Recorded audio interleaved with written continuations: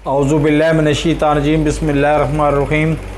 सबसे पहले तो नए आने वाले नाजरीन से गुजारिश है कि नीचे रेड बटन को पुश करके मेरे चैनल को सब्सक्राइब करें और साथ लगी बेल आइकॉन को दबा के ऑल नोटिफिकेशन को ऑन कर दें ताकि मेरी हर नई आने वाली वीडियो का नोटिफिकेशन आपको बर वक्त मिल सके।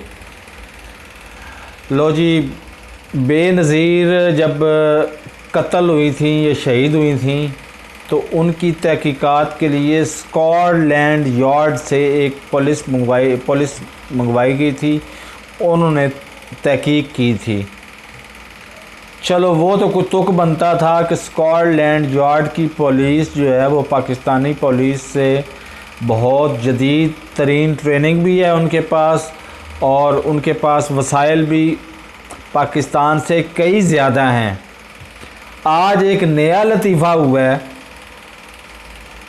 कि जनाब शेख रशीद साहब ये फरमा रहे हैं, जो वज़ीर दाखिला हैं, कि तहकीकात के लिए अफ़गान सफ़ीर की जो बेटी अगवा हुई थी उसकी तहकीकात के लिए अफ़गान पुलिस पाकिस्तान पहुंच गई है।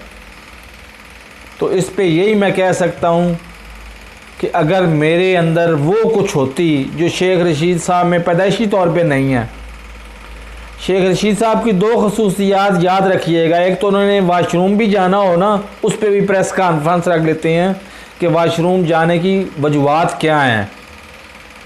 प्रेस कॉन्फ्रेंसों का उनको इतना ज़्यादा शौक़ है कि उन्होंने वाशरूम भी जाना हो तो वो प्रेस कॉन्फ्रेंस रख लेते हैं।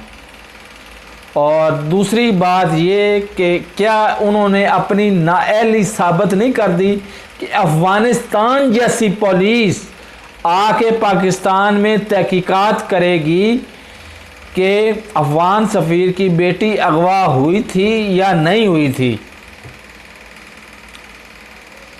तो ये इस गवर्नमेंट का लतीफ़ा नंबर 2 था जो मैंने आपसे शेयर कर दिया है।